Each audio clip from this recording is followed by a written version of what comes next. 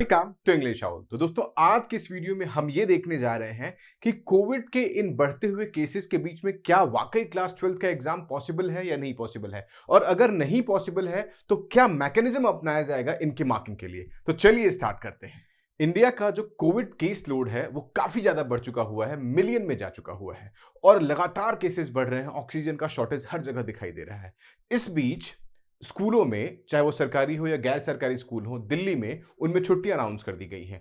22 अप्रैल से लेकर 9 जून तक छुट्टियां अलाउड कर दी गई हुई हैं। और इस बीच 1 मई से यह भी कहा जा रहा है कि 18 साल से ऊपर के जितने भी लोग हैं उनको कोविड वैक्सीन लगा दिया जाए। इस सारे सर्कमस्टांसेस को देखते हुए जितने भी कोविड वैक्सीनेशन के सेंटर बनाए जाएंगे वो स्कूलों को बनाए जाएंगे। जितने भी स्कूल हैं वो कोविड के वैक्सीनेशन सेंटर बनाए जा सकते हैं। ये सब देखते हुए बहुत मुश्किल लग पा रहा है कि कहीं ये बोर्ड एग्जाम हो पाएंगे या नहीं हो पाएंगे।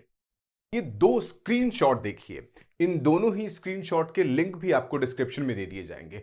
पहले स्क्रीनशॉट में सीबीएसई ने स्कूलों से डेटा मांगा हुआ है कि कितने बच्चे प्रैक्टिकल्स में आए या कितने बच्चों ने ऑफलाइन स्कूल अटेंड किया हुआ है, और इसी बेसिस पे या कुछ और बेसिस पर उनको जो 10th के मार्क्स दिए जाएंगे, ये तरीका बनाया गया है। या वो जब 10th से 11th में क्वालिफाई करेंगे उनका तरीका बनाया गया है। यही तरीका बेसिकली क्लास 12th के मार्किंग के लिए भी इस्तेमाल किया जा सकता है अगर सिचुएशन कंड्यूसिव और प्रोडक्टिव नहीं हुई है बोर्ड एग्जामिनेशन के लिए। ये दूसरा स्क्रीनशॉट देखिए आप, जिसमें दिल्ली यूनिवर्सिटी के जो वीसी हैं पीसी जोशी जी ने, उन्होंने कहा है कि अगर बोर्ड के एग्जाम नहीं हो पाते हैं तो होगा क्या कि कोई एक जनरल तरीका वो अपनाएंगे बच्चों के एडमिशन के लिए, क्योंकि दिल्ली यूनिवर्सिटी में सबसे ज्यादा बच्चा अप्लाई करता है। तो उन्होंने बोला हुआ है कि दिल्ली यूनिवर्सिटी ने इस साल पूरा एडमिशन सीयू सेट के बेसिस पर करेंगे, और सीयू सेट का वेटेज अर्लियर जो था 50-50 था, यानी सीयू सेट के स्कोर की वेटेज 50 होगी और क्लास 12 के बोर्ड के मार्क्स की वेटेज जो होगी 50 होगी। लेकिन अगर बोर्ड नहीं हो पाते हैं तो पूरा का पूरा वेटेज किसको दिया जाएगा?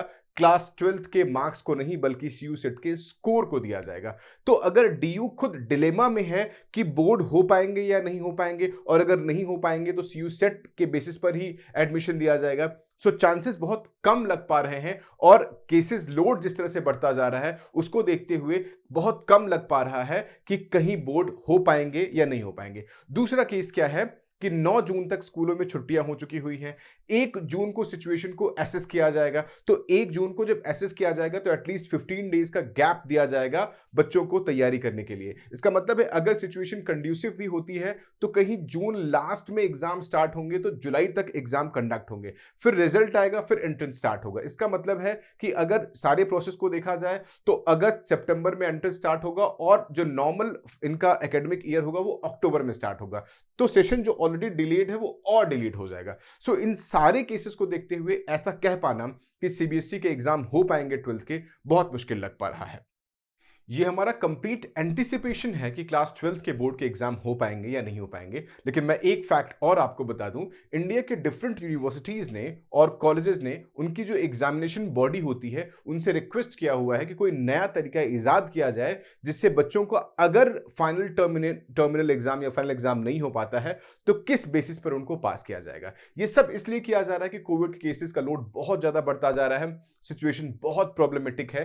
तो जो एग्जामिनेशन है या बच्चों को रिस्क सबसे आखिर में दिया जाता है। इन सारे सिचुएशन को देखते हुए बहुत मुश्किल लग पा रहा है कि बोर्ड के एग्जाम हो पाएंगे या नहीं हो पाएंगे। फिर भी अगर कोई भी लेटेस्ट अपडेट हमारे पास होती है तो हम आपको जरूर इन्फॉर्म करेंगे। सो स्वस्थ रहें, सुरक्षित रहें, अपना ध्यान रखें। Thank you so much.